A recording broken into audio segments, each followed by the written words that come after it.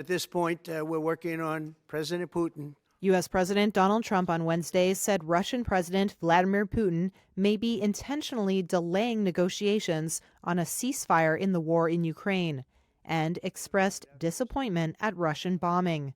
We're going to find out whether or not he's tapping us along or not. And if he is, we'll respond a little bit differently. I'm very disappointed at what happened a couple of nights now where people were killed in the middle of what you would call a negotiation. I'm very disappointed by that. When asked by a reporter what was stopping him from imposing new sanctions on Russia, Trump said he didn't want to scuttle a potential peace deal. If I think I'm close to getting a deal, I don't want to screw it up by doing that. Trump's remarks in the Oval Office came as the United States and Russia quarreled in public over the intensifying Ukraine war. Trump warned in a social media post that Putin was, quote, playing with fire. Afterward, Putin's foreign policy aide told a state TV reporter that Trump's remark suggested that he is not well informed on the realities of the war. Meanwhile, the war intensified.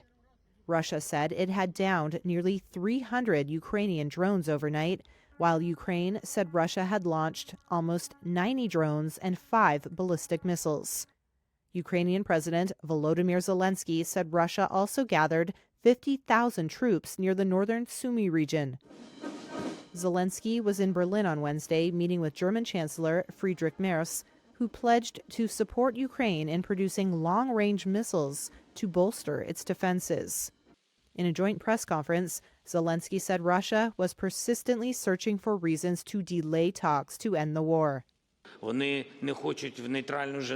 do not want to hold talks in neutral Geneva, but they want to have them in a NATO member state, which is Turkey.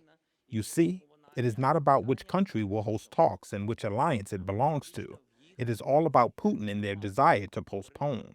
They are constantly looking for reasons to postpone a format which can bring an end to the war. After speaking to Trump on May 19th, Putin said he had agreed to work with Ukraine on a memorandum which would set out the framework of a peace deal. On Wednesday, Russian Foreign Minister Sergei Lavrov said that Russia proposed holding the next round of direct talks with Ukraine in Istanbul on June 2nd, with the aim of achieving a sustainable peace settlement. Ukraine responded, urging Russia to share its memorandum on peace without delay, so that a meeting in Istanbul, quote, won't be empty and can truly move us closer to ending the war.